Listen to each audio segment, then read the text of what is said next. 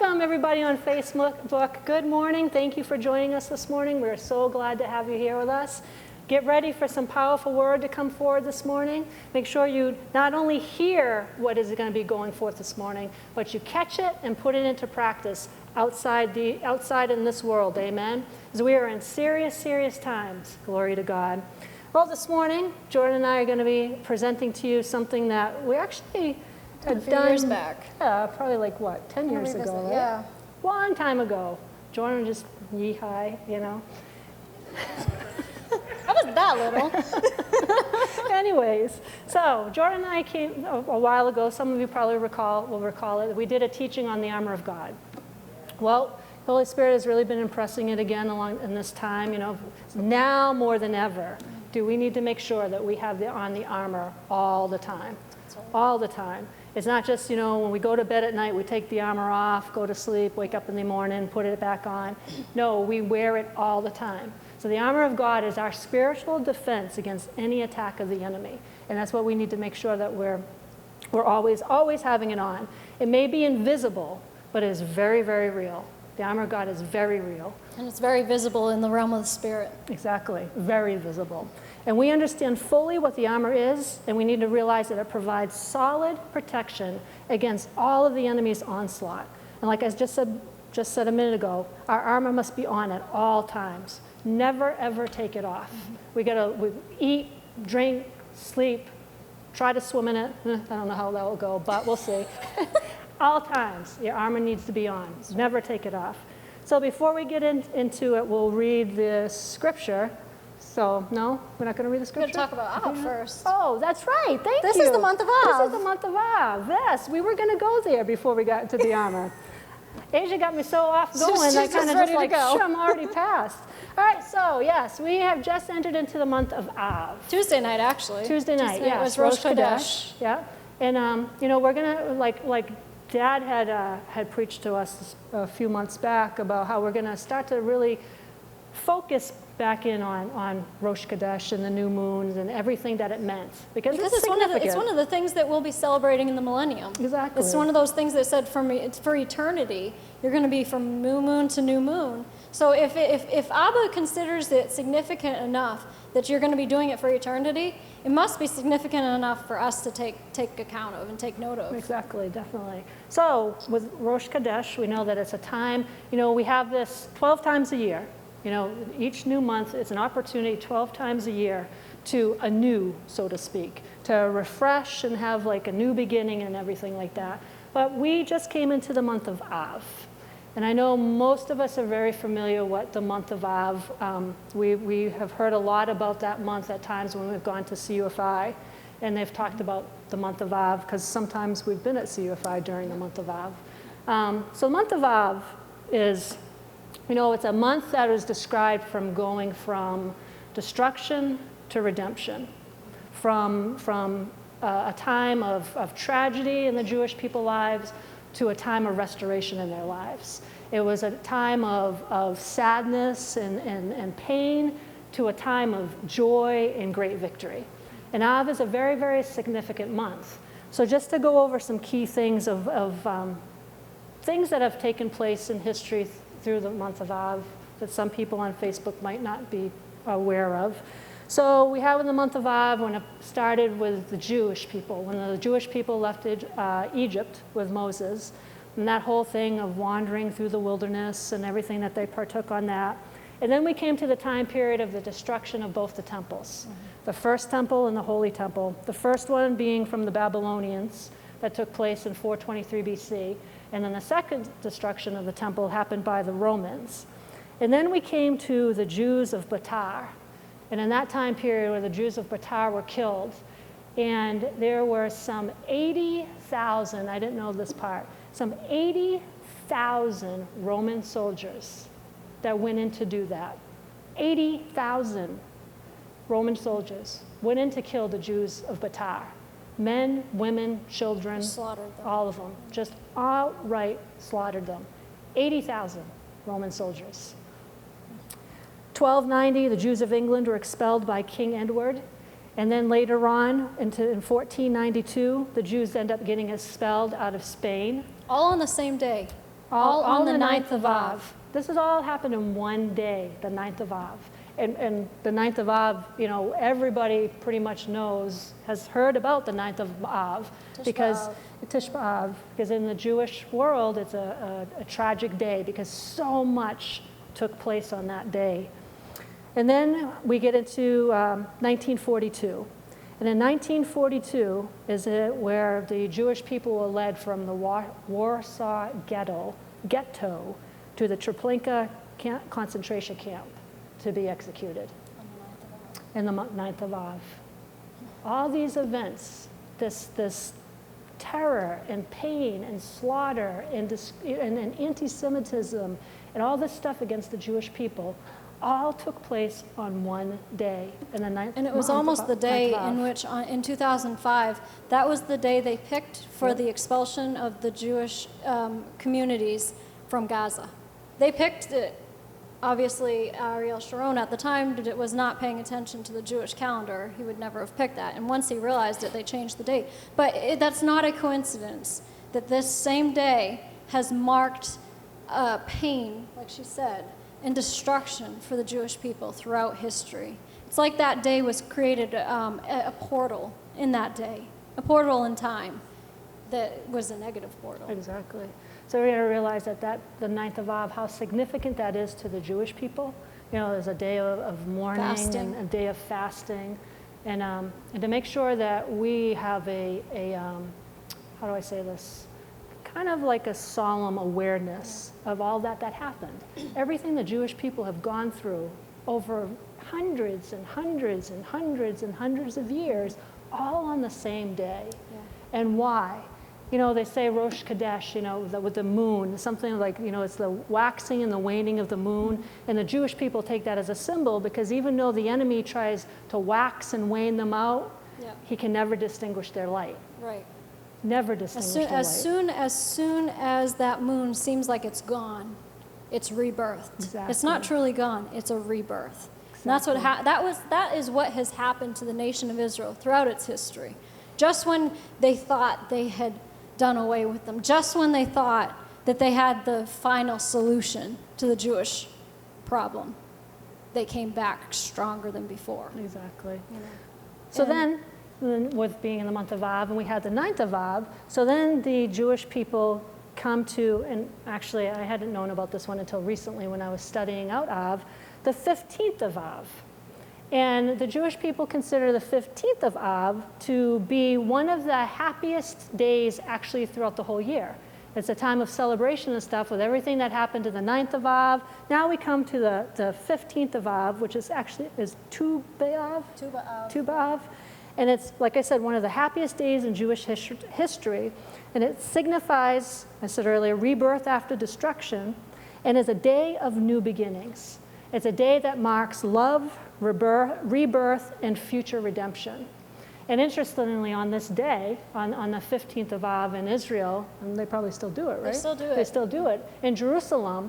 In Shiloh. In Shiloh. And actually, those of us who've known that, you did that in Shiloh, didn't you? Yeah. When the women come out and they dance. They dance in the vineyards and stuff. And the 15th of Av is actually a day that, you know, happiest day of the year. Well, it should be the happiest day of the year where you find your predestined mate.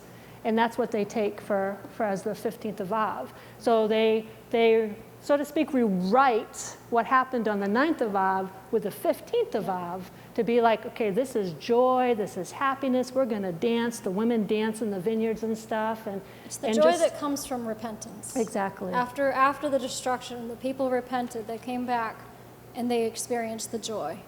Exactly. The restoration of their joy. Exactly, yep. So just to bring forth to you the month of Av, so that we are all aware that that's the month we are now in, and we're going to be doing this every month. You know, the month, each new month that comes about, and talking a little bit about the month, and make sure that we're acknowledging it and honoring it and participating in it, especially in Rosh Chodesh. You know, Rosh Chodesh is just, it's very significant time. Yeah, and Av, you know, the whole idea of Tisha B'Av, I wanted to pick up on it kind of because it ties into what we're talking about with the whole armor of God thing. Yeah. And I was asking the Holy Spirit last night, okay, where's the connection We're going to be coming in talking about the month of Av. How does that connect to the armor of God? Doesn't seem like it does. You're talking about the destruction of the temple and everything. But then, and it was actually Mom, she started listening to this teaching by Charlie Harari. We've listened to a lot by Charlie Harari. He has some amazing things. Jewish man, he's not a rabbi, he's a lawyer. But he has this amazing gift to be able to connect things together in such a way that it makes it come alive to you. And he was talking about Tisha B'Av. There was this whole teaching on Tisha B'Av and why we mourn and everything. But his whole message was based on the original Tisha B'Av, which we've mentioned before. The original Tisha B'Av was when the spies were sent into the land of Canaan, and they came back and brought the evil report of the land to Moses. That was the original Tisha B'Av, they say. That was the 9th of Av when they came back from spying out the land and gave the evil report. So it's like their declaration, they're not lining up with Yahweh's promise. They're not lining up with his word and what he said for them to do. That opened up a portal in time that now that day became for them a day of mourning throughout history. But he was looking at it from a different perspective because and he was saying, okay, why do we mourn? What is the purpose of mourning? Mourning is a remembering. It's not just about being sad and crying, because you can be sad and cry all you want and nothing changes. But it's about remembering in a way to change. Remembering in a way to internalize the lessons that you were meant to learn from that experience, and how do we better carry this forward in the future so that we avoid that. And he was talking about the difference between a tourist and a soldier, which is a very interesting concept. The word for soldier in Hebrew is chayal, or chayil. We think chayil but chayal is the word for soldier in Hebrew, and the word for tourist is tayar, Tayar, Tayar or a chayal. It's your choice. So he goes into this story of a group of people from America who had gone up to the Golan Heights, and they went and they visited the Golani Brigade. We've gone and visited the Golani Brigade. It has something, I don't know, there's just something about the Golani Brigade that has a deep place in our heart as a congregation. They're the ones that have produced some of Israel's finest soldiers, some of the most valiant warriors. Kahalani was part of that whole thing. But they went up and they visited the Golani Brigade.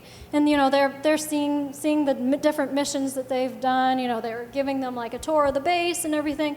And then this man had asked them to tell them a story. And he said, can you please tell us a story of like one of your greatest missions and all that?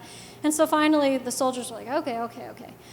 So this soldier told a story of how one night, it was in the middle of the night, the commanding officer comes and takes 5 of them and says, all right, come on, you're coming with me, and you just follow what I tell you to do. Takes them out in the middle of the night, in the middle of the woods, leads them about 20 minutes into the woods, and has them sit down.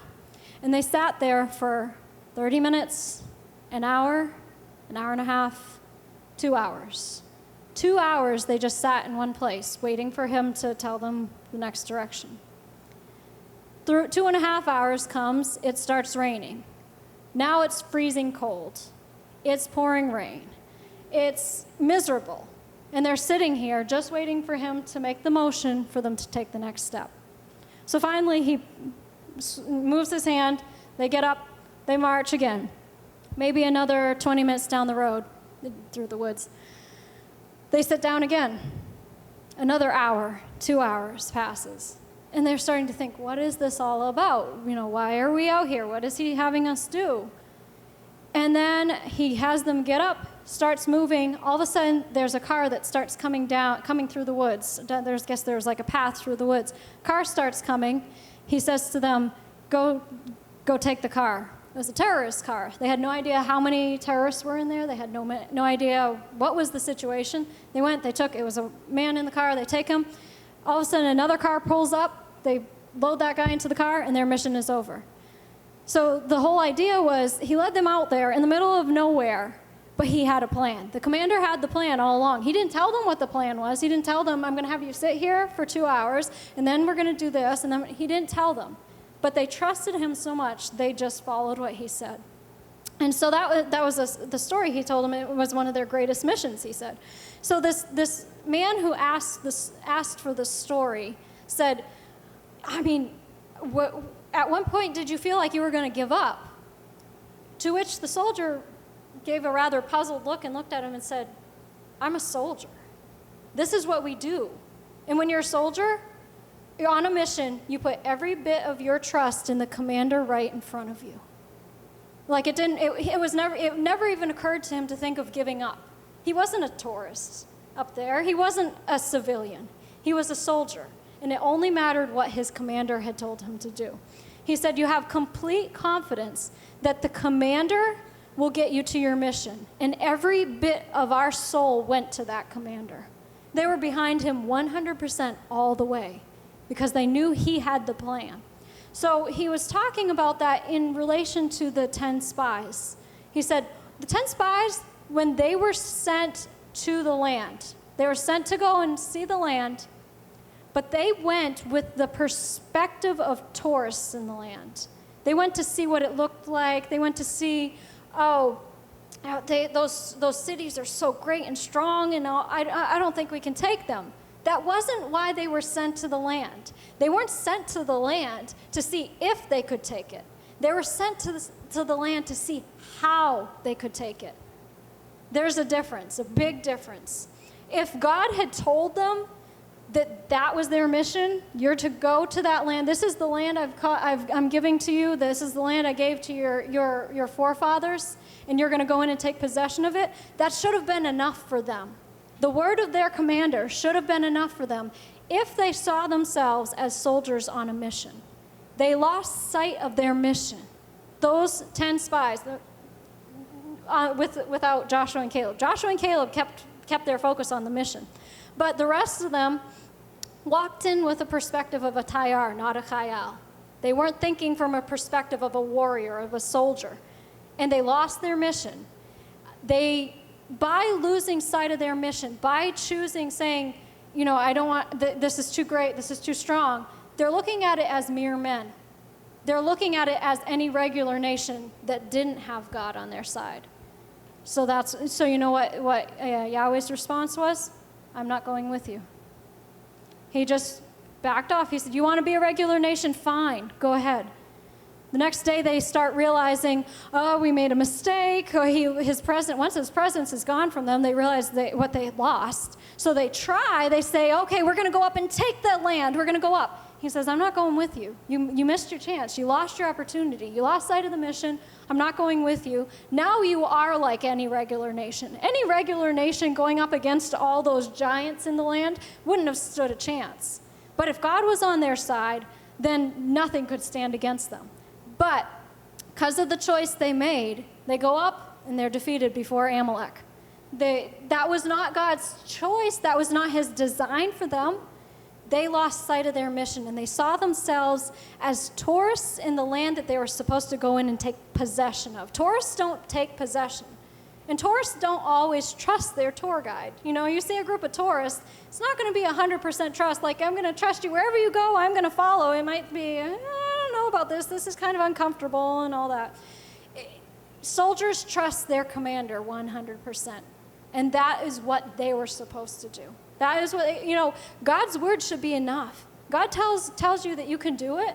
That should be enough. You think he would know much more than we know in our little pea-sized brain of how we can figure it out. It doesn't matter how we can figure it out. If they had gone in there looking from the perspective of, okay, God told us this is our mission. God told us that this is where we're going to go. This is the land we're to take possession of. So he has a plan. And they start looking at it from the perspective of how can we take it, they would have seen the answer. If you start looking for answers, you see the answers. If you look from a perspective of impossibilities, you're only going to see more impossibilities. If you look from the perspective of can we versus how can we, there's a big difference in that one word, how. is because it's it's a lot like the difference between Zechariah in the New Testament and Mary. Zechariah, when he was told that, Elizabeth would become pregnant and bear a son, he came at it from a perspective of disbelief in God's words. Mary asked, how can it be? Didn't say it can't be, how can it be? There's a big difference in how you look at things. So from the perspective of the sages, when they talk about the events that took place on that first Tisha B'Av, on that first day when the spies went in, we're mourning that day, is what they say. Not as that's a sign of defeat, but it's how do we make sure that we're always going forward with the presence of God in our life and trusting Him and following Him so that we don't fall by the same fate that overtook them. So I thought that was a very interesting connection with like what we're talking about with the armor of God and how we're warriors. We're warriors in a kingdom. If you haven't noticed, we're at war. We were born into a war. How many times did Dad preach about that? That you were born into a war. When you were born, whether you like it or not, you did not get a choice in this. You were born into a war. And you're either going to live a victorious life or you're going to live a defeated life, depending on what side you take in the war. And like I said, I thought that was interesting. And I cross-referenced it to 2 Timothy 2:4, because I thought it very, very closely resembled this scripture. In the easy read version, it says, a soldier wants to please his commanding officer, so he doesn't spend any time on activities that are not part of his duty.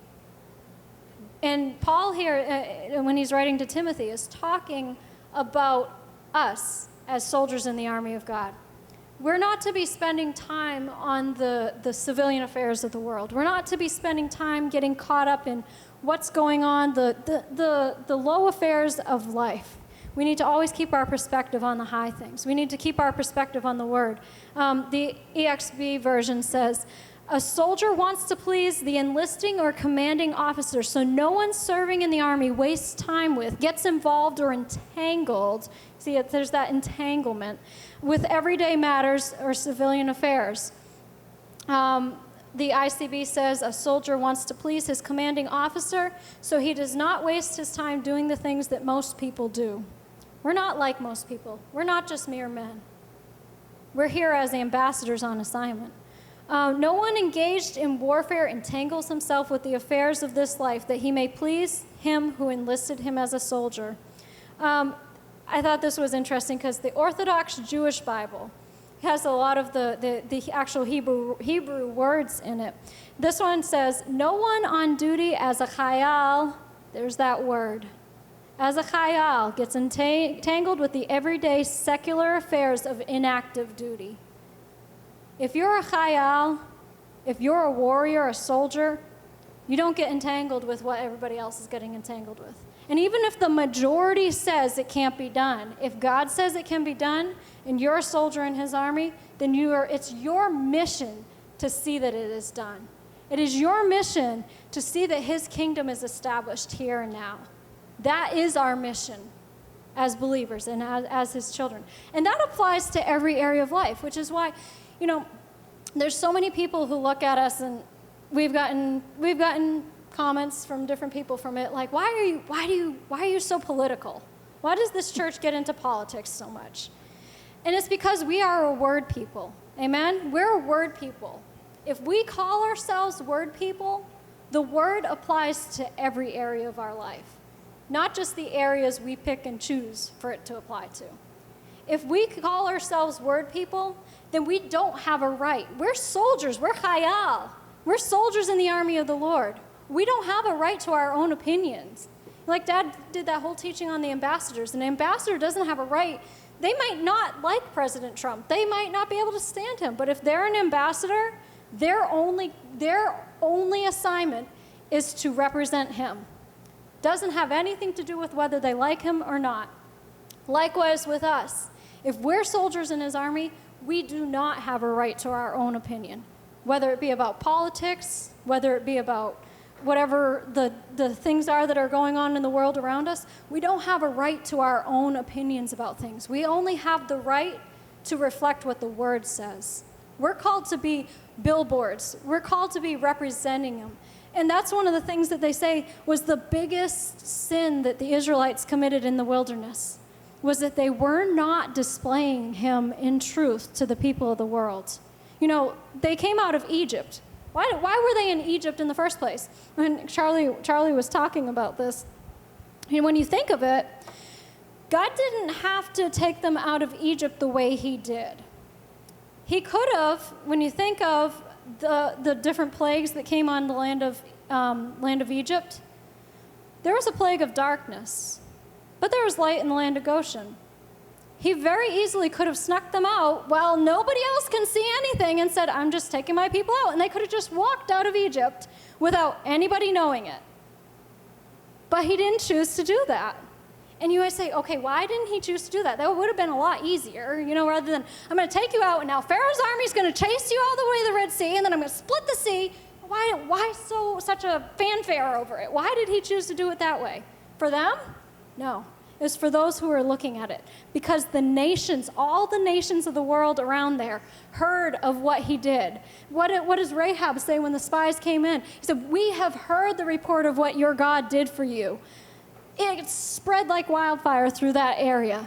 Every nation heard that Yahweh had delivered His people from Egypt with a mighty hand and signs and wonders.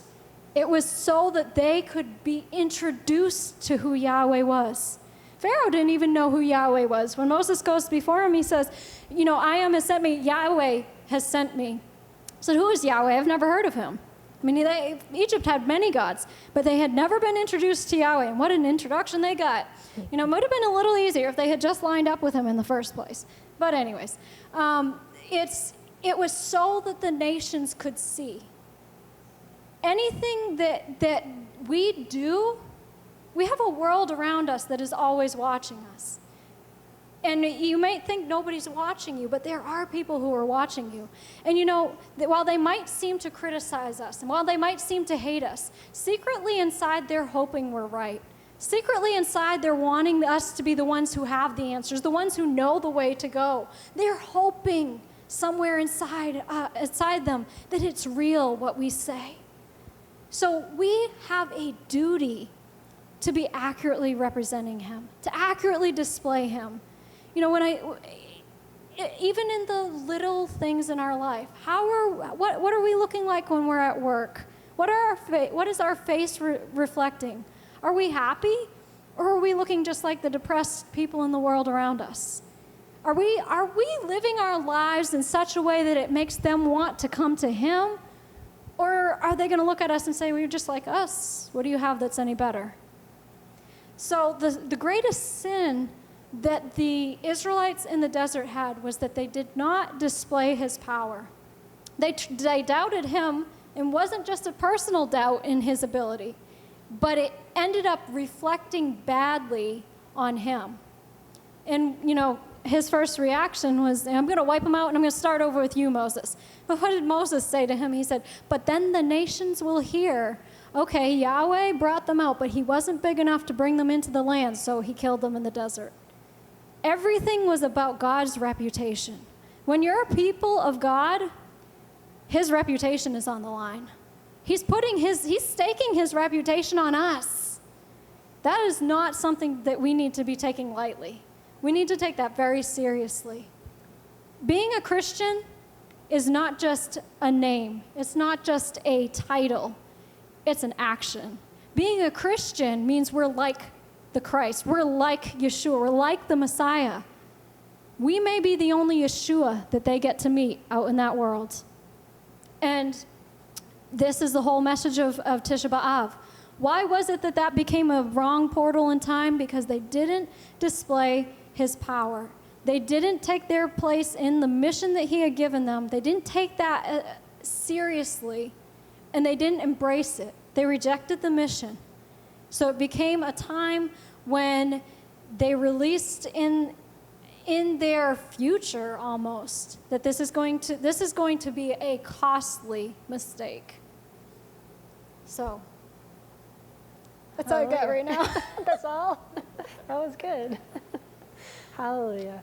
So you can see how it ties into everything with the armor, about the armor of God, and we're going to expound on the armor of God part of it. So actually, we'll read the scripture first before we get into something else. So if you want to turn to Ephesians 6. Ephesians 6 we're going to start at verse 10. I'm reading from the Amplified.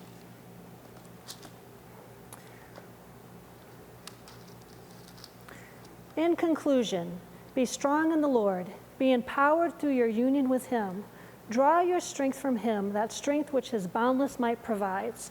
Put on God's whole armor, the armor of a heavy-armed soldier which God supplies, that you may be able to successfully stand up against all the strategies and deceits of the devil. For we are not wrestling with flesh and blood, contending only with physical opponents, but against the despotisms, against the powers, against the master spirits who are the world rulers of this present darkness, against the spirit forces of wickedness in the heavenly supernatural sphere. Therefore put on God's complete armor, that you may be able to resist and stand your ground on the evil day of danger, and having done all the crisis demands, stand firmly in your place. Stand therefore, hold your ground, having tightened the belt of truth around your loins, and having put on the breastplate of integrity and of moral rectitude and right standing with God, and having shod your feet in preparation to face the enemy with a firm-footed stability, the promptness and the readiness produced by the good news of the gospel of peace. Lift up over all the covering shield of saving faith, upon which you can quench all the flaming missiles of the wicked one, and take the helmet of salvation and the sword of the Spirit, the sword that the Spirit wields, which is the word of God. Pray at all times, on every occasion, and every season, in the Spirit, with all manner of prayer and entreaty. To that end, keep alert and watch with strong purpose and perseverance, interceding in behalf of all the saints, God's consecrated people. That's where I'm going to stop right there. So actually, even reading throughout that scripture, you can see parts of where Jordan was just touching on. You know, the part about the soldier and you know, and actually as we get into more of the armor of God, you'll see more about, you know, talking about wrestling not with flesh and blood, because that's not, we don't wrestle against flesh and blood. Now Jordan's actually going to give some stories about some examples of where some individuals were wrestling with flesh and blood to come to kind of paint a picture for you. But something interesting I wanted to read to you, and I had this book last week, Rick Renner's book on the armor of God. Powerful, powerful, powerful book. And so I've been reading a lot. I mean, recently, over the last few weeks or so, I've been really getting interested in the history of stuff. I'm not sure why. I'm not a history person at all. I'm more science. Science and math, that's my thing. But all of a sudden, It's the spirit of Dad coming on you. Over the last 3 or 4 weeks. He was a history guy. Yes, he was. Actually, that's true. He was. I've just had this passion for history. So now I find myself looking into the history of things and being interested more so. I mean, I've always been, hear me correctly, I've always been interested in the history of, you know, different things with Israel and things that you read about in the Word, but I go further into it now. So I really delve into the history of things, and it's just a passion of mine now. It's just this powerful thing that helps bring the Word forth for me in my own eyes when I see the different aspects of things. So I've been researching, you know, more of like Rick Renner. Over the last few years, Rick Renner hasn't really been my main go-to guy with stuff. But recently he has been, and especially how it tied on with this whole armor of God thing. So just to go into the history of some things, we're going to start out from the early days and bring it forward now to modern Really, we times. could do a separate sermon on each piece of the armor. We really and it would be an could. entire thing. Dad did that He did. back in 2009. Remember that? Yeah. Remember the under command where we were all wearing the army came gear in and army everything? stuff and everything, yeah. But you could literally you could build a whole series on the armor of God and take each piece apart. Yep, there's so much significance in each piece. I'd actually thought of coming in dressed in an armor, but then I thought, I'm not sure how I'd pull that off, and it might be a little warm, and trying to preach with all this armor on, you know. But anyways, so this is going back to the early days of the church. It is clear from history that innumerable masses of spirits were released to attack and to victimize the Church of Yeshua in its infancy during the first, second, and third centuries. Because we are the ones living in these contemporary times, it is natural for us to think that our challenges are far worse than those of any preceding generation. But even with all these present challenges and the potential difficulties still to come, our challenges we face today are really no greater than those of the preceding generations of believers who have gone before us. When the Church of Yeshua first emerged on the scene on the day of Pentecost, it was born into a world very similar to ours. Nations were in revolt, national boundaries were disappearing, violence and entertainment was popular, and godly morals in the Roman world were nearly non-existent. The Roman army was quickly conquering the entire civilized world of that day. Homelands were being seized, plundered, and occupied by this invaded army from Italy. The world was being united both politically and economically by the prevailing government of Rome. Meanwhile, the paganism of the hour was far worse than any historian could ever state. Satan used all these factors as a part of his plan to destroy the Church of Yeshua before it could destroy him. Nevertheless, his plan to destroy the church miserably failed, for God had another plan. Rather than being destroyed, the early church arose in the power of the Spirit to meet the challenge. This speaks of us of today. When I was reading this, it was like, it speaks to us what we've been saying over the last few weeks. You know, what the devil meant as an outright destruction of this congregation was a turnaround for us to arise, a new birth for us to arise in victory. So the early church arose in the power of the Spirit to meet the challenge, just as we will arise in our own day to meet any challenge the enemy would attempt to put before us. So equipped with the whole armor of God, these early believers lived victoriously for the Lord in the midst of the worst predicaments much worse than anyone hearing the words of this book have ever known. Satan buffeted the early church with unimaginable torture and outward persecution, but he could not destroy her. The whole armor of God that works so effectively for these early believers is the identical set of spiritual armor worn by the Church of Yeshua today. Just as these early Christians were fully equipped with the whole armor of God for the challenges of their day, we also have the whole armor of God to live victoriously for Yeshua in our day. And this armor still works just as effectively as it did then. Each element of God's spiritual armor, the loin belt of truth, the breastplate of righteousness, the shoes of peace, the shield of faith, the helmet of salvation, the sword of the Spirit, and the lance of prayer and supplication are still vital, effective, and powerful weapons for the body of Yeshua today. 2 Corinthians 10:4 talks about these spiritual weapons. For the weapons of our warfare are not carnal, but mighty through God to the pulling down of strongholds. With these weapons of our warfare in hand, we are more than able to defeat any foe or demonic stronghold that would challenge our faith. The strongholds that these early believers faced were very real. They really knew what strongholds were all about. Christians in the early church lived in an environment of all type of idol worship, paganism, to a measure we cannot fathom. They were forced to live with religious, social, and even political opposition. Just to touch on something what he was just saying earlier before, he was talking about how, it doesn't seem like we can say today that we have dealt with nearly anything that the early church had gone through. I think it's pretty safe to say that not one of us in here has been burned in oil or thrown in a den of lions or, tortured with whips. I'm pretty sure none of us have been, shipwrecked like Paul was and all this different type of stuff. So I think it's pretty clear to say that what the early Christians went through for Yahweh was far more than what we can say that we've ever, slightest even thing that we've had to deal with within our time.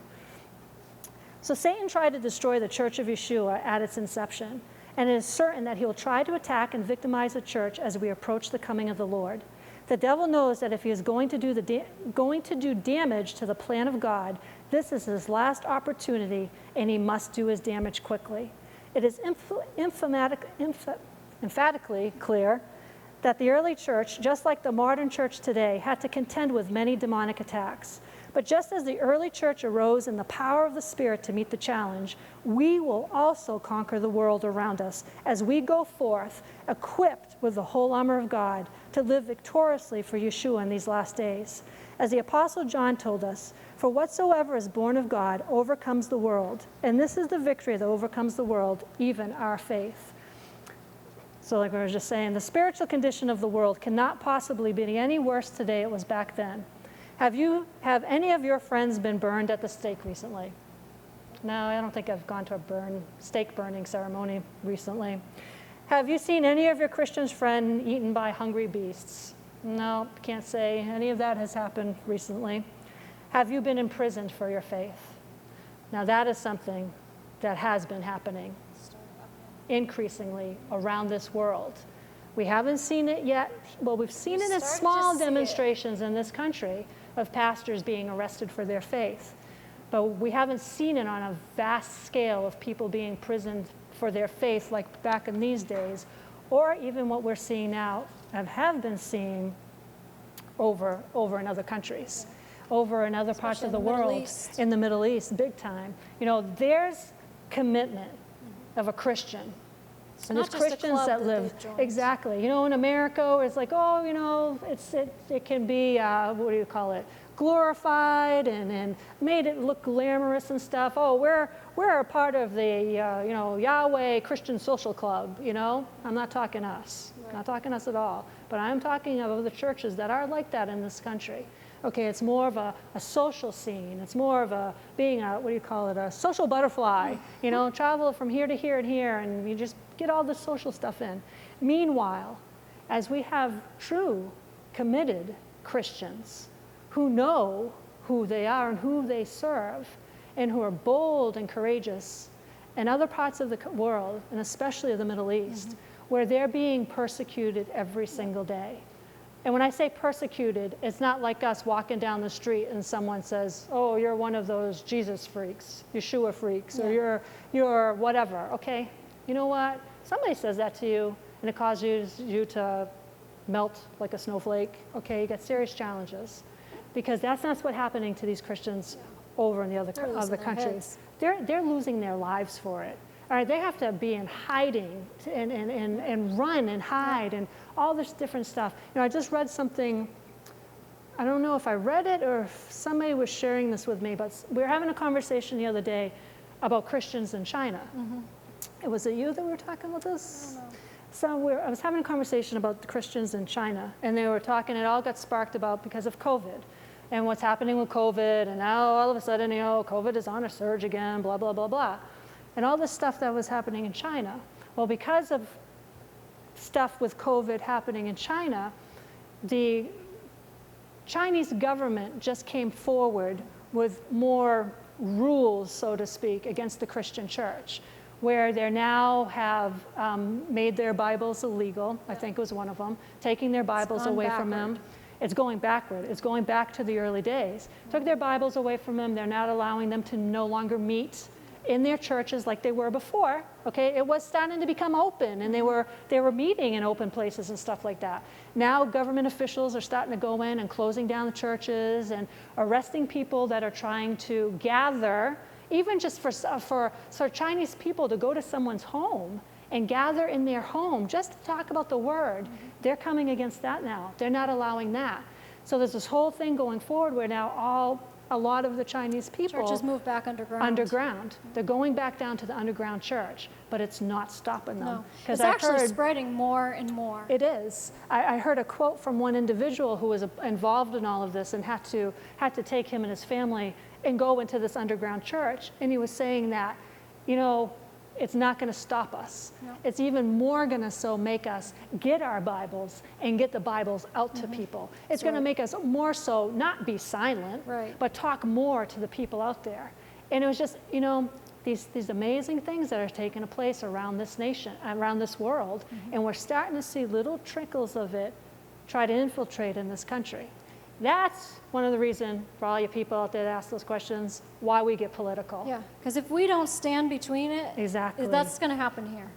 If we don't stand up and let our voice be raised and make our voice known, then stuff like that has a right to happen here. The beginnings of this nation, like we talked about a couple of weeks ago, pastors were leading the charge. Pastors were at the forefront of saying, we're not going to live under the tyranny of Britain anymore. It was pastors. If the church lets go of it, then they're just going to be run over. You know, and like she was saying about the Christians in China, I heard a recent statistic coming out of the Middle East and saying about, despite all the persecution that's been going on there, all the people that have been losing their lives, the raids, I mean, it's just been awful in the Middle East right now, Egypt, the whole Middle East. But despite that, there's more Muslims coming to the Lord than ever. There's more instances where Muslims are saying that Yeshua himself appeared to them in a dream, that they actually saw him and all that. There's more than that, more of them coming to the Lord than ever. And they do it knowing very well that just by their decision of accepting Yeshua, that it might cost their lives. But because of their commitment, because they know it's real, because they know how real it is, they're willing to pay that price. Exactly. You know? So that's why it's so vitally important at this day that we're in, to make sure we have the armor of God on at all times. So we're just going to kind of go through. I was going to read some history of each piece of the armor, and then you can. Can I just read this quote? Sure, go ahead. I actually found this in one of Dad's notes from 2009 when he was preaching the armor of God. And this is a quote from Chuck Pierce from the book Restoring Your Shield of Faith. Very good book by Chuck Pierce. He said, when we become Christians, we are born into a battlefield. Our choice is not whether we want to enter into a conflict. War has already been declared on us. Our only choice is whether we want to be trampled by the enemy or learn to fight and win. Mm-hmm. You were not sent here to die. You were sent here to win. But it's not, you're sent here to win. And okay, go ahead and go out there and find out how you're going to win on your own. No, he provides us with all the equipment we need, and that's what the armor is about. Exactly. He provides us with the equipment we need to be able to be victorious. Exactly. You know, it kind of ties along with the line, too. You know, remember when Dad, I think he started this years ago, and I know I incorporated it into my every morning routine. You know, you get up in the morning and say, reporting for duty, sir. You know, I'm coming to receive my marching orders for the day. You know, your agenda, not mine today. You know, and that's all tied in with being these powerful soldiers in the army of God that we're supposed to be, and having on the armor and having our weapons, which is the Word of God. That's what will give us the victory every single day.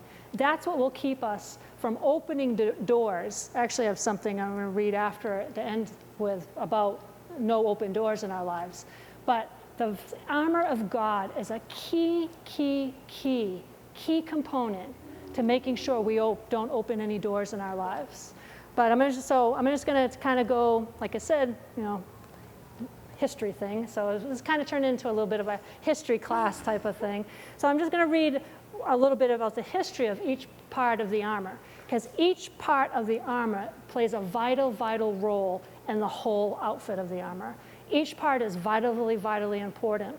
So the Roman soldier, and we've seen this many times, you know, we see where it's with the Roman soldiers, and you see these big guys dressed in this full armor, and that's how Paul got the whole revelation with the armor of God.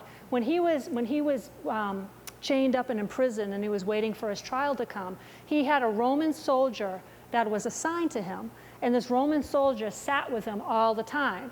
And Paul talks about, you know, how he got the whole revelation of the armor of God. Well, he must have, you know, looked at each different piece of the Roman soldier's armor, and Holy Spirit spoke to him to convert it to us for a Christian armor of God. He always speaks in pictures, definitely. So if you see a picture of a Roman soldier with this armor, and you see them with, you know, a big guy with all this armor on, and the significance of that, you know, when they went out into battle, back in that day, the Roman soldiers were considered the most fierce fighting army that there was. Like, nobody could defeat the Roman army. They were strong, powerful men, and their armor was equipped with strategy. Yeah. They just didn't throw on a steel helmet and just didn't throw on any casual hiking boot, you know. Each piece was strategically equipped to be an effective weapon. So like on their, you know, we'll probably get into it a little bit, on their boots, the boots that the Roman soldiers made in the bottoms had all these spikes. You know, and it nails. wasn't for them to have a successful hike up a Mount Wachusett, you know. It was for when they were in battle with somebody, that dig became in. another weapon. They They could could do either it to dig dig in. into the ground to fight and keep their stance firm and strong, or they used it as a weapon to kick at somebody so that they could do potential damage to the enemy by using their boots.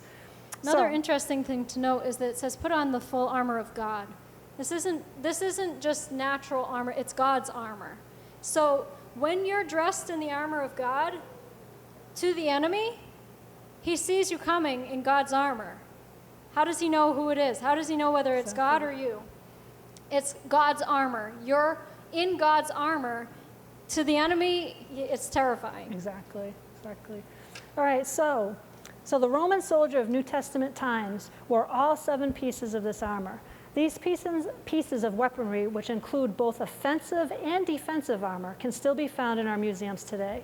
First of all, the Roman soldier wore a loin belt, and this in the spiritual armor of God is the belt of truth. Although it was the least impressive and most commonplace piece of weaponry that the Roman soldier wore, it was the central piece of armor that held all the other parts together. For instance, the loin belt held the breastplate in place, the shield rested on a clip on one side of the loin belt, and on the other side was another clip on which the Roman soldier hung his massive sword when it wasn't in use. This first piece of armor was so ordinary that no soldier would have written home to tell his family about his new loin belt. Yet the loin belt was the most important piece of weaponry the Roman soldier owned because of its importance to the other pieces of armor. Without it, the other pieces of weaponry would have fallen off the soldier. So this played a vital piece, you know, a vital piece in having this loin belt. The Roman soldier also wore a second weapon, a magnificent and beautiful breastplate. The breastplate of the Roman soldier was made out of 2 large sheets of metal. One piece covered the front of the soldier, and the other piece covered his back. Then these 2 sheets of metal were attached at the top of the soldier's shoulders by large brass rings. Frequently, these metal plates were comprised of smaller, scale-like pieces of metal, causing the surface of the breastplate to look very similar to the scales of a fish.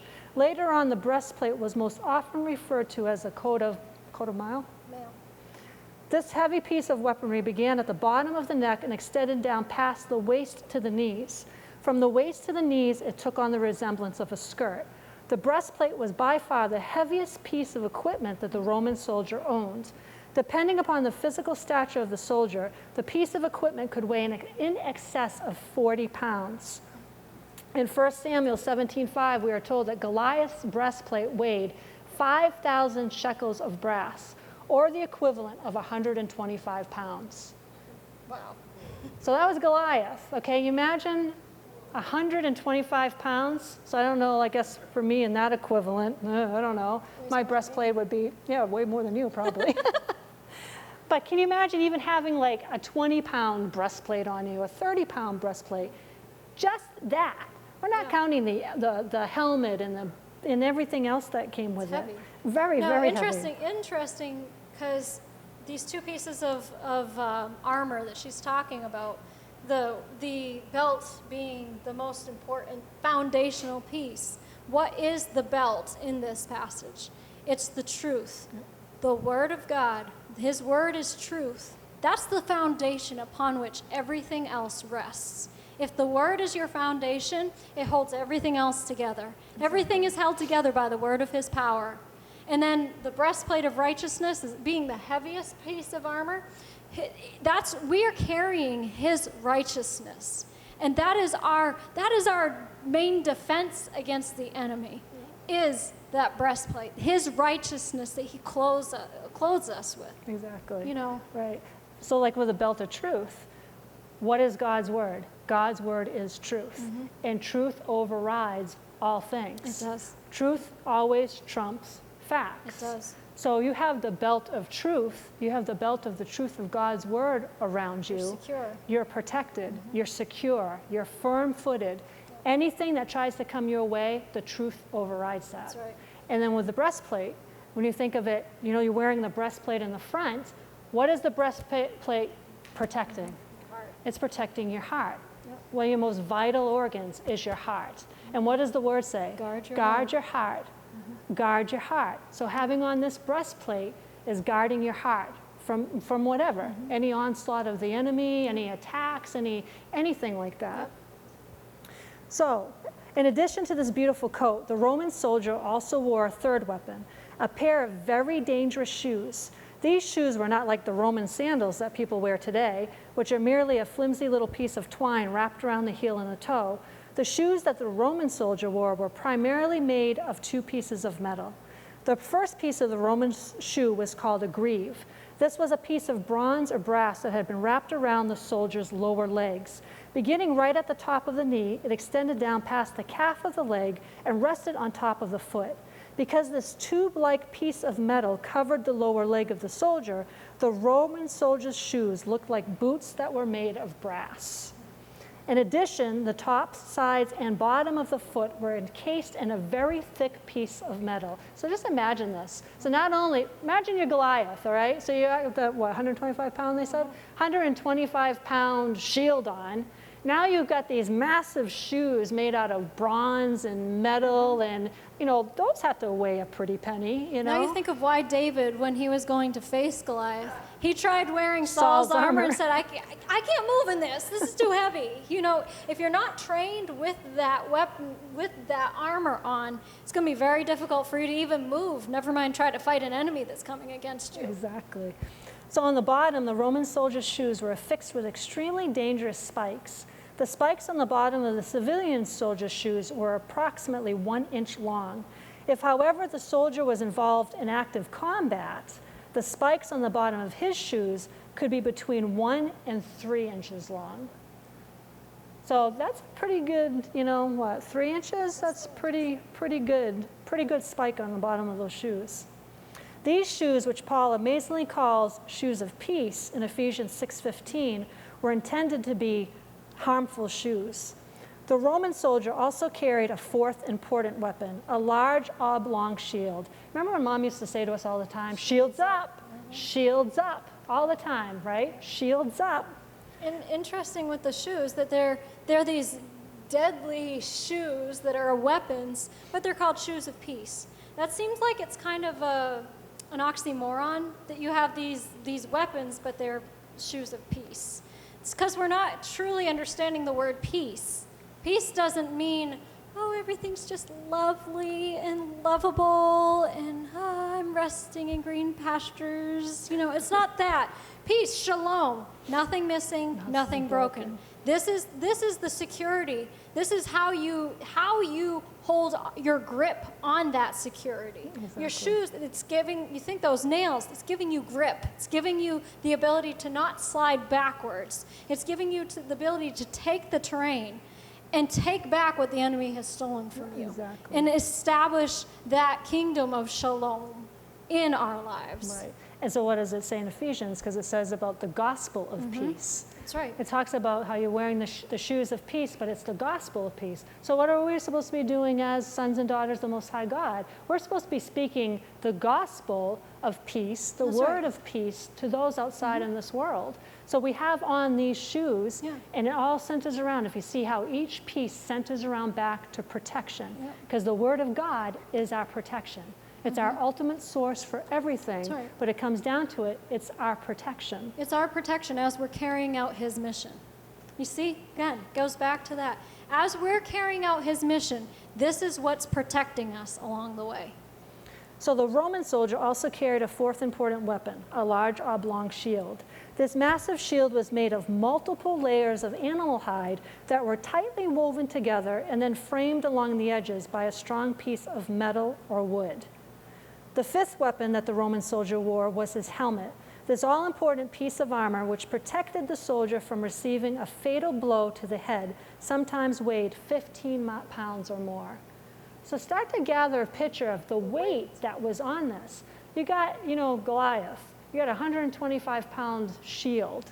You got probably, shoes that were like 30 pounds, Now you got a helmet, and an average man was 15 pounds. Goliath was probably like 60 or 70 pounds. But picture yourself. How much would your breastplate be wearing and your weighing and your helmet and all that? to be effective in this. And that protects your head, and it's the helmet of salvation. That's your protection against a shot to the head. It protects your mind. Where's the battle? The greatest battle as believers. Where's the greatest battlefield? It's all in your mind. Because if the enemy can get your mind, he can hold you captive and take you captive whenever he wills. If you have the helmet of salvation, salvation being your deliverance from everything, through the blood of Yeshua, we have that. If we have that on, it prohibits and deflects any attack that he tries to make on our minds. That's where all thoughts and knowledge and everything like that reside. And what does the word say? What are we supposed to do with thoughts? We're supposed to take thoughts captive, take every thought captive. So the helmet of salvation, we're taking every thought captive that might try to come our way. The shield, something I wanted to point out with the shield, was an I wanted to find a picture because I was going to show a picture to try to, maybe we'll do that next week. But this long oblong shield, what is the purpose of a shield? The purpose of a shield, what do you do with a shield? You're supposed to hold it up over your head like an umbrella so you don't get rained on? No, I don't think that was the point of the shield, right? The shield was so that when the enemy was coming, you held the shield out in front of you.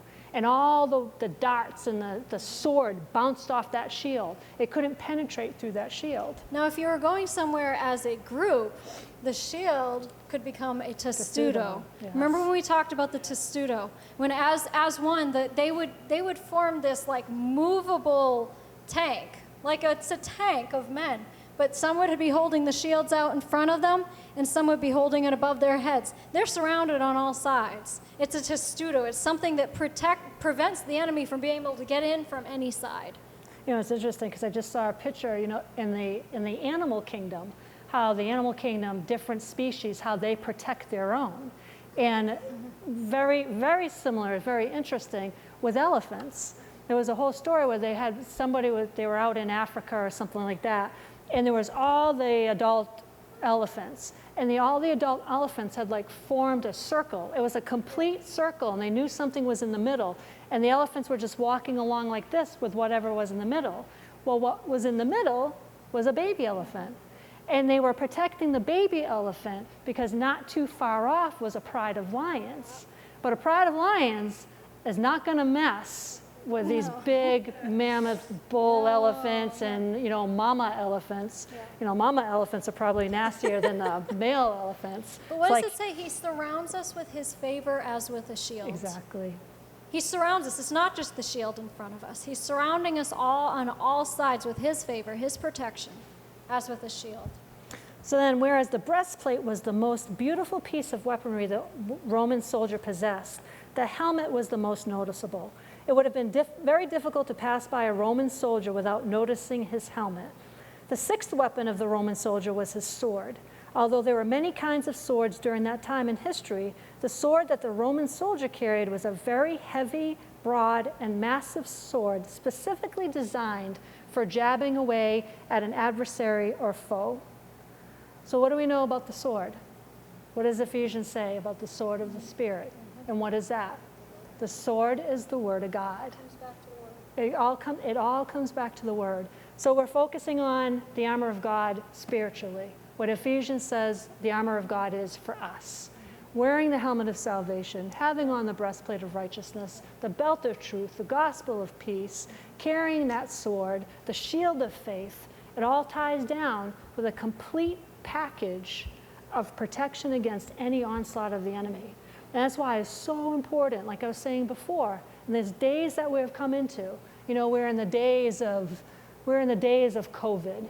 We're in the days of riots. We're in the days of hornets.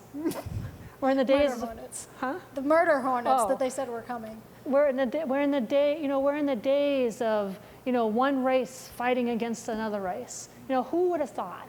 Mm-hmm. Who would have thought? Like I think I said last week, I've heard so many people, older people around saying, never, ever have we seen this in our lifetime, ever. COVID and all this stuff with Black Lives Matters and the hate and the crime that's going on and just now things that we're seeing now surfacing all around the rest of the world. Yeah. Crazy, crazy, crazy times that we're in. And a lot of stuff that's going on, you look at it and it's like, it doesn't even make sense. It's just ridiculous. Supernatural. It is supernatural, supernatural. because we are so close to the end days. And the last enemy is times. scared. Very scared. He's he has no holds on it. It's Exactly. like all holds are gone. He's breaking just loose. throwing everything he possibly can. And that's why we have to have this armor on at all times. Like I was saying at the beginning, it's not just a casual thing. It's got to be a lifestyle. Yeah. Mom talks to us about things being a lifestyle, how the word has got to be a lifestyle, how your time with Yahweh has got to be a lifestyle. What we do has got to be a lifestyle. It's just got to be, we shouldn't even have to think about it. It just should be natural. As we, natural for us to get up in the morning and have something to eat for breakfast. Well, maybe not some people, but for most people, that's a natural occurrence, as natural as breathing, okay? That would be the best example. As natural as it is for us to breathe, it should be as natural as us just as already have that armor on, to be fully protected in these days that we have come into. And so interesting, because the sixth weapon he talked about being the sword, but he finally talks about how there was a seventh weapon that the Roman soldier carried. And it was a specially tooled lance designed to strike the enemy from a distance. Most have not recognized the presence of the lance in Ephesians 6 because it isn't specifically stated, but the lance must be present in the text because we are told to put on the whole armor of God. We're not told to just put on part of the armor, we're told to put on the whole armor. There is no doubt that the lance was part of the whole armor of the Roman soldier. In order for Paul to carry through on this illustration of the whole armor of God, it would have been absolutely necessary for him to include the lance in this text. And I think it all goes back to, okay, why do we need to put on the whole armor? Well, it starts out in verse 10 that it says, we are not wrestling against flesh and blood. We are not wrestling. When we think of wrestling, we might think of like wrestling matches that we see nowadays. It wasn't like that back then. No. And Rick Renner does a whole teaching on it that's very interesting. He goes into much more detail than I will go into, but he talks about back in the days of the Roman soldiers. And in Rome and in all their major cities, they would have these, what are they called, pantheons? Mm-hmm. Pantheons? These arenas where they would do all these sports. Rome was big on sports. The whole Roman world was big on sports. But their sports were not like our sports today. It wasn't like a little soccer game. It was not a little soccer game. It wasn't a little wrestling match like we see on TV that, okay, somebody wins and we yay, yay, yay, and the other one's been beaten or whatever. Their wrestling matches, their boxing matches were vicious, and they fought to the death. Like, they fought until one died and one lived. If you won a wrestling match, it meant you had killed your opponent. Didn't just mean you won the match. There's no rules. They could use whatever they wanted to use, basically. They could do whatever they wanted to do to the opponent. Nothing, there's no holds off. And then it came to the last of their games, so to speak. They had the wrestling, they had the boxing, and then they had this one that meant all, I don't know the Greek word, but it meant all power. Basically, it was whoever had won the wrestling match, then had won the boxing match. Now he was in a game where he was fighting against the others who had won their own matches. So this is like the elitist of the elite in these gruesome games that they played. But they was the most elite, and they would fight together, and they'd fight with clubs and whatever else. We saw what's in the armor, and they had much of that in their own way in the fighting. But when Paul uses the word wrestle, all of those things are wrapped up in the Greek word he used. So for the people of his day, when they were hearing him say, we're not wrestling against flesh and blood, but we are wrestling against principalities, they knew he was talking about something that was vicious. It was a vicious fight. This was a fight to the death or life. So when he's talking about us putting on the full armor, it's to protect us because there's an enemy out there that doesn't want to just defeat us. He wants to kill us. He's come to steal, kill, and destroy. And if he can, he will take our lives. If you haven't noticed, the attacks against people physically, against their lives, has really stepped up. If we don't put on the full armor, we're going to be vulnerable. And that's why we need to make sure that we have it on, that we're living in it continuously, and that we really are in a battle. I know I keep saying that, but we are in a battle. And for us, the battle is already won, but we're going to enforce that victory. Amen. Definitely. So just to touch on something else with Ephesians, when he was talking about the armor of God, and how he ends when he's talking about to pray at all times. Now, we're a decreeing and declaring church. Decreeing and declaring. That's what prayer is. It's to decree and to declare what the Word says. Not what we say, not what we think the outcome should be, not, whatever. It's what the Word says, because that's what the victory is. So interesting, because when Jordan was talking at the beginning and about the whole thing of taking our signals from the commander and stuff, I'd gotten this thing off the last part of Ephesians last night and talking about a soldier. And what it said was, every smart soldier knows that they must keep the lines of communication open to their commander. God has orders for us through his word and the promptings of Holy Spirit. Satan hates it when they said pray. Satan hates it when we decree and declare. He knows that strengthens us and keeps us alert to his deception. And Paul talks about in Ephesians how we're supposed to decree and declare for each other as well. With the armor of God and this power of decreeing and declaring, we can be ready for whatever the enemy throws at us. Because Jordan was just talking about the enemy and fighting. The enemy doesn't play by rules, if you hadn't noticed. He has no rules. He doesn't play fair. He's not a game player. It's all out bars for him. But you know what? We have no rules when it comes to him. So we're all out with him too. Yeah. But something I wanted to point out, and just speaking so loudly to me when Jordan was reading that, and every time I read this, every smart soldier knows that he must keep the lines of communication open to their commander.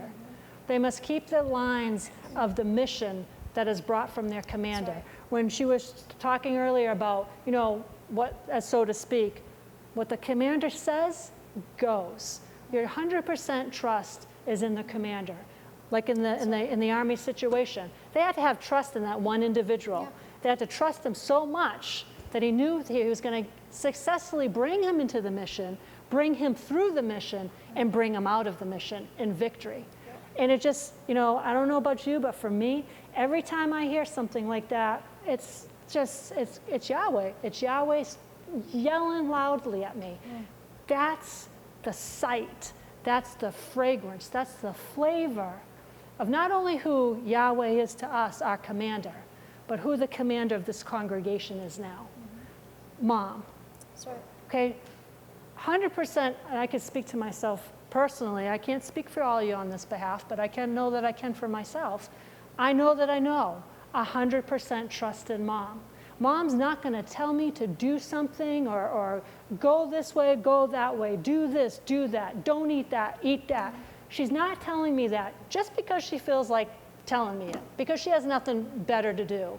Trust me, Mom's got more than better to do when it comes to trivial little things like that, okay? The woman's got a lot on her. But when I hear something like that, it's like, I have 100% trust in who is now my commander and the commander of this congregation. She's not speaking from herself. She doesn't care about speaking from herself. Really? You know what? If any in here think that she's just out to try to control your lives and is telling you this just because she gets some fun thrill out of it or whatever, you know what? Get over yourselves, because she doesn't really care. No. What she cares about is protecting you. What she cares about is hearing what Holy Spirit has to say about the situation. And whatever she's speaking to any of us, and I'm speaking to myself, I don't know about the rest of you. That's between you and Mom and God. But I'm speaking to me about me.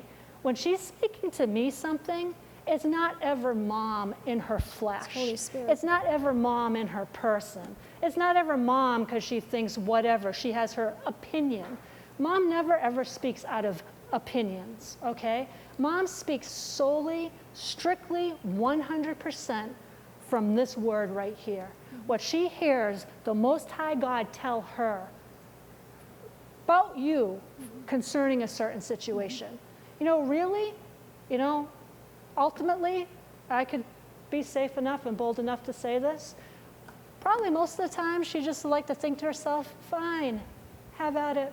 You go, I'm going to go float on a raft in Belize with my smoothie, you know?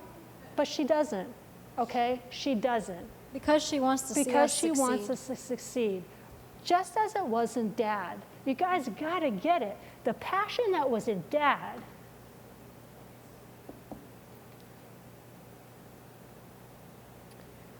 for this congregation to see each one of us succeed. Because he heard straight from Yahweh all the time.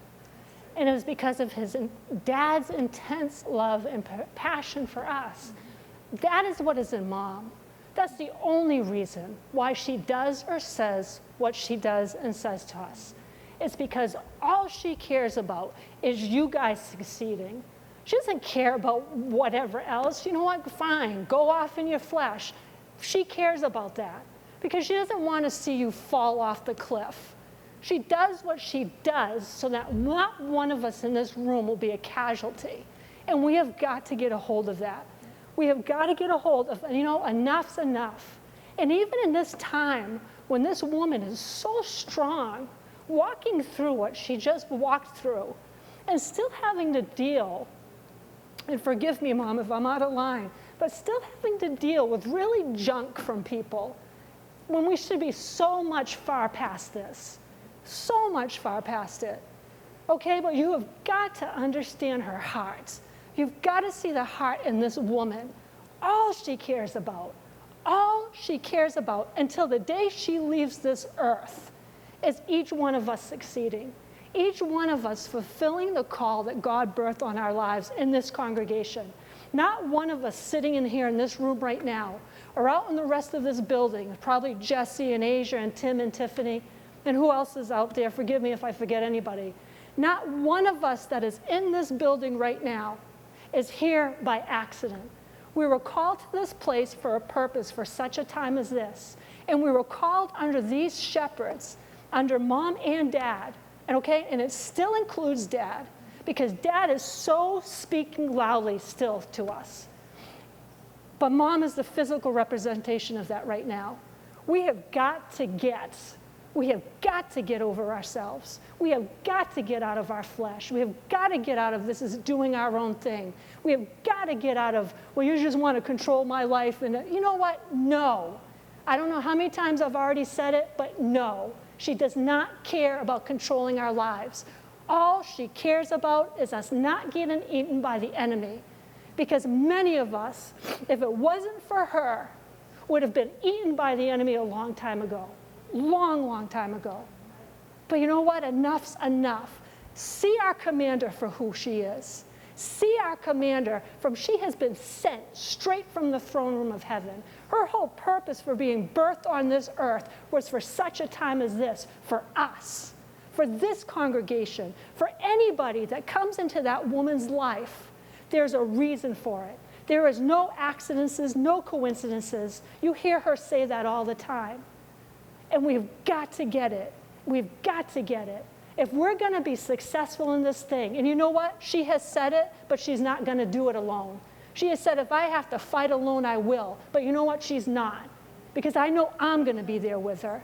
And I'm going to get over whatever ridiculous stuff I may have gotten upset before in the past. Or she's trying to tell me that I can't eat this. You know what? Fine. Eat it. And then 2 weeks from now, by illustration only, but you open the door to the enemy's lives. 2 weeks from now then, say hi to Yahweh for us. Okay? Enough is enough. We have just got to do this thing right. And we've got to do it because the enemy, like Jordan was just saying, he has released full steam ahead against us. There has been an increase against this congregation over the last couple of months of attacks that have been coming. Individually, in families, in places, okay? There has been an increase. And it's because the devil is so scared of what is coming forth from this woman, from behind this pulpit, because we're standing in the same anointing that Dad stood in before. And that is saturated throughout the atmosphere of this building. And it will continue to go forth no matter what. And no matter until the day comes when whether it's Yeshua comes first or he tarries and we go home to be with the Lord in our right time, because not one of us is leaving this place early. Not one of us. Finishing our races. We are finishing our race to the end. And that is what her main desire, her very reason for living, okay, is so that not one of us will be a casualty, but we will see the goodness of God. Amen. Hallelujah. Didn't mean to go off on that, Hallelujah. but all is well. Amen. Yes, it is. Where were we? I lost track of where we were. Armor of God, power yes. of prayer, decreeing and declaring. But Amen. it ties into another example in the Old Testament, and it's the story of Nehemiah and when he was going to rebuild the wall. He had a mission. Nehemiah had a mission to rebuild the walls of Jerusalem, to reestablish the city of Jerusalem. And I'm going to start reading in Nehemiah chapter 4, and I just want to read through it. But look at it from the perspective of everything we've been talking about, soldiers, about the armor of God, about who we are, and internalize this. Nehemiah chapter 4, they're in the middle of rebuilding. And it says, "But when Sanballat heard that we were building the wall, he was angry and in a great rage, and he ridiculed the Jews. And he said before his brethren in the army of Samaria, 'What are these feeble Jews doing? Will they restore things at will and by themselves?'" Big mistake right there. It was not by themselves. He couldn't see the forces that were with them. "Will they try to bribe their God with sacrifices? Will they finish up in a day? Will they revive the stones out of the heaps of rubbish, seeing that they are burned?" Now Tobiah the Ammonite was near him, and he said, "What they build, if a fox climbs up on it, he will break down their stone wall." And Nehemiah prayed. You see, his answer to this attack, to the accusations, to these ridicules, is he turned to the Lord. He said, "Hear, O God, for we are despised. Turn their taunts upon their own heads, and give them for a prey in the land of their captivity. Cover not their iniquity, and let not their sin be blotted out before you, for they have vexed the builders and provoked you." So we built the wall. It's a powerful statement there. Doesn't matter what the enemy's throwing, so we built the wall. And all of it was joined together to half its height, for the people had a heart and mind to work. They were all in. They're in the mission. They knew their mission. Unlike those spies when they first went into the land of Canaan, these guys knew their mission, and they were holding on to it no matter what the enemy tried to throw against them. But when Sanballat, Tobiah, the Arabians, the Ammonites, Ashdodites heard that the walls of Jerusalem were going up and the breaches were being closed, they were very angry. Just like the enemy is very angry with us when we're rebuilding the walls of this nation, when we're rebuilding the walls of this community, when we're rebuilding the walls of the nation's history of supporting Israel, when we're rebuilding the foundations of the early church. Because that is a big passion of this congregation, that we are restoring the body of Christ to the early church. We're restoring those ancient foundations. But that is not without the enemy being angry with it. He gets very angry when he sees things being restored. And they plotted together to come and fight against Jerusalem. Look at this, to injure and cause confusion and failure in it, trying to thwart it. But because of them, we made our prayer to our God and set a watch against them day and night. So not only did they pray to the Lord, but they acted. They said, we're going to set up a watchman, that we're not going to let them sneak in and do this. And the leaders of Judah said, the strength of the burden bearers is weakening, and there's much rubbish. We are not able to work on the wall. And our enemies said, they will not know or see till we come into their midst and kill them and stop the work. The enemy's plot to kill them and stop the work. It's not just about those individual people who are working on the wall. It's to stop the work of God. And when the Jews who lived near them came, they said to us 10 times, you must return to guard our little villages. From all the places where they dwell, they will be upon us.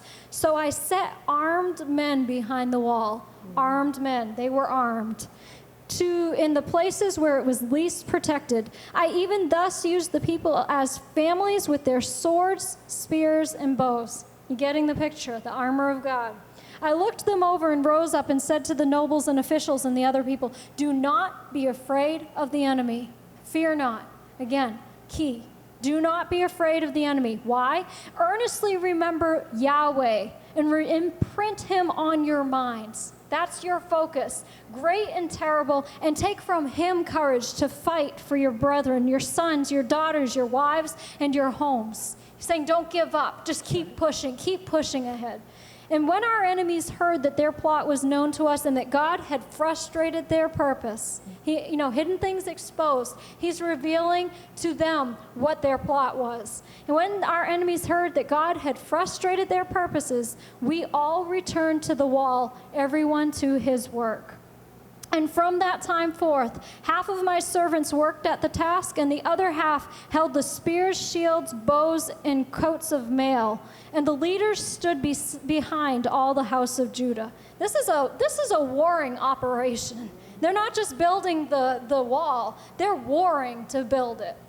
And every builder, those who built the wall and those who bore burdens, loaded themselves so that everyone worked with one hand and held a weapon with the other hand. We are continuing the work that he has called us to do, but we have our weapons in our hand. Never are we off assignment. Never is there a day when the enemy is not going to try to attack. There's never going to be a day where he's sleeping. So there's never a day when we can lay down our armor, when we can lay down our weapons. And every builder had his sword girded by his side, and so he worked. And he who sounded the trumpet was at my side. And I said to the nobles and officials and the rest of the people, the work is great and scattered, and we are separated on the wall, one far from another. In whatever place you hear the sound of the trumpet, rally to us there. Our God will fight for us. So we labored at the work while half of them held the spears from dawn until the stars came out. At that time I said to the people, let everyone with his servant lodge within Jerusalem, that at night they may be a guard to us and a laborer during the day. So none of us, I, my kinsmen, my servants, nor the men of the guard who followed me, took off their clothes. Each kept his weapon in his hand for days. That means at night too. So, we talk about we don't put off the armor when we go to bed and put it back on in the morning. We sleep in our armor. We are always prepared for any attack that the enemy may launch against us. I'm going to skip over chapter 5 and skip to chapter 6. And it says, now when Sanballat, Tobiah, Geshem the Arab, and the rest of our enemies had heard that I had built the wall and that there was no breach left in it, closed up all the open gaps in that wall, although at that time I had not set up the doors and the gates, Sanballat and Geshem sent to me, saying, come, let us meet together in one of the villages on the plain of Ono. And that was his answer, oh no. But they intended to do me harm. Now, how did he know they intended to do him harm? Holy Spirit was revealing this to him. He was not going to go and meet with them because they intended to do him harm. There was nothing peaceful in what they were planning. And I sent messengers to them saying, I am doing a great work and I cannot come down. That should be our answer to any distraction, like we were talking about last week about the distractions that the enemy tries to send our way. Any distraction the enemy tries to send against us, our answer needs to be, I am doing a great work and cannot come down. I cannot even look at what you're trying to throw up here because I have a mission, I have an assignment, and my entire focus is to be on that assignment. Why should the work stop while I leave to come down to you? That's our answer to the enemy. Why should the work stop just so I can talk to you? We don't even give them the time of day. They sent to me 4 times this way, and I answered them as before. He's persistent. The enemy's always persistent, and he has nothing new up his sleeve. Then Sanballat sent his servant to me again the 5th time with an open letter. In it was written, it is reported among the neighboring nations, so here's rumors that they're saying are spreading, and Gashmu says that you and the Jews plan to rebel. Therefore you are building the wall that you may be their king, according to the report. Also you have set up prophets to announce concerning you in Jerusalem, there is a king in Judah, and now this will be reported to the Persian kings. So come now and let us take counsel together. So basically, it's almost like they're saying that there's going to be a lawsuit against him. They're going to go and report to the king that you're planning a rebellion, you want to be the king, this is going to get you in big trouble with the king. So now we need to talk and figure out how we can work this out. I replied to him, no such things as you say have been done. Didn't get distracted by that. This is a lie. He knew it. No such things as you say have been done. You are inventing them out of your own heart and mind. This guy was not flat. He never flagged in his focus. He never wavered in his focus. His eyes were set like flint. Did not matter what they tried. For they all wanted to frighten us, thinking their hands will be so weak that the work will not be done. But now strengthen my hands. You hear that grit behind him? Now strengthen my hands. Doesn't matter what they're doing, strengthen my hands. Doesn't matter what they tried to throw against us, strengthen my hands. I went into the house of Shemaiah, the son of Deliah, the son of Mehetabel, who was shut up. He said, let us meet together in the house of God within the temple, and let us shut the doors of the temple, for they are coming to kill you. At night they are coming to kill you. But I said, should such a man as I flee? What man as such as I could go into the temple, where only the priests are allowed to go and yet live? I will not go in. Behold, I saw that God had not sent him, but he made this prophecy against me because Tobiah and Sanballat had hired him. All these things are being revealed to him, every plot, and this is one after another. I mean, this is a repeated, when the enemy tries to strike, it's very rarely once. It's not usually, I'm going to give you a good blow and then back off. It's one after another. He's trying to drain him. He's trying to break through and penetrate. He's trying to penetrate into that place. He was hired so that I should be made afraid and do as he said and sin, that they may have a matter for an evil report with which to taunt and reproach me. My God, think on Tobiah and Sanballat according to these their works, and on the prophetess Noadiah and the rest of the prophets who would have put me in fear. So the wall was finished on the 25th day of the month of Elul. That's such a story to me, such a picture of how we are to operate as the army of God, as the body of Christ. This is how we are to operate. Doesn't matter what the enemy may try to do. Doesn't matter. We're not going to get distracted. We're not going to leave our post, and we will not quit. We're just going to keep pressing on ahead no matter what. We are warriors. We're Chayal. We are the soldiers. We're not civilians. We are soldiers. We're on a mission, and our only focus is to complete the assignment that Yahweh has put on us, and to complete it to its full, so that there's nothing left remaining that's undone. Right? Amen. Anything else to add? Oh, okay. Well, I think that's it. Thank you for those of you who have joined us on Facebook. We hope that you've gotten something out of this message, that you will apply it to your lives, that you become the warriors of God that you're called to be. In every sphere of influence that you have in your life, may you be blessed to be a blessing. In Yeshua's name. Amen. Hallelujah.